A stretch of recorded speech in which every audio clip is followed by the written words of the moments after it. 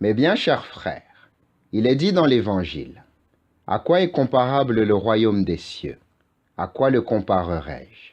Il est comparable à une graine de moutarde qu'un homme prend et plante dans son jardin. Elle pousse, elle devient un arbre, et les oiseaux du ciel font leur nid dans ses branches. » Voyons pourquoi le royaume des cieux est comparé à une graine de moutarde. Un autre passage évoquant la graine de moutarde me revient. Là, elle est comparée à la foi.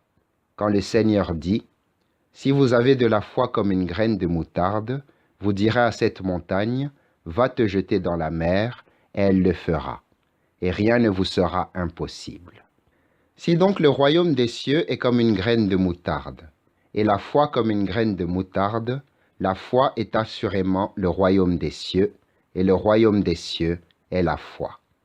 Avoir la foi, c'est donc avoir le royaume des cieux. C'est pourquoi Pierre, qui avait vraiment la foi, a reçu les clés du royaume des cieux pour l'ouvrir également aux autres. Apprécions maintenant quelle est la portée de la comparaison. Cette graine est à coup sûr une chose commune et simple, mais si on la broie, elle répand sa force. De même, la foi semble simple de prime abord, mais, foulée par l'adversité, elle répand sa force. Comme nos martyrs, Saint Félix, Saint Nabor et Saint Victor. Ils avaient le parfum de la foi, mais on les ignorait. La persécution est venue. Ils ont déposé les armes, ont tendu le cou et, abattus par le glaive, ont répandu la beauté de leur martyre jusqu'aux confins de la terre. Mais le Seigneur lui-même est une graine de moutarde. Tant qu'il n'avait pas subi d'atteinte, le peuple ne le connaissait pas. Il a choisi d'être broyé. Il a choisi d'être pressé.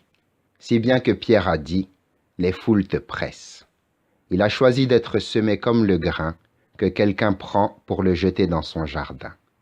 Car c'est dans un jardin que le Christ a été arrêté et enseveli. Il a grandi dans ce jardin et y est même ressuscité. Mes bien chers frères, vous aussi, semez le Christ dans votre jardin. Semez le Seigneur Jésus.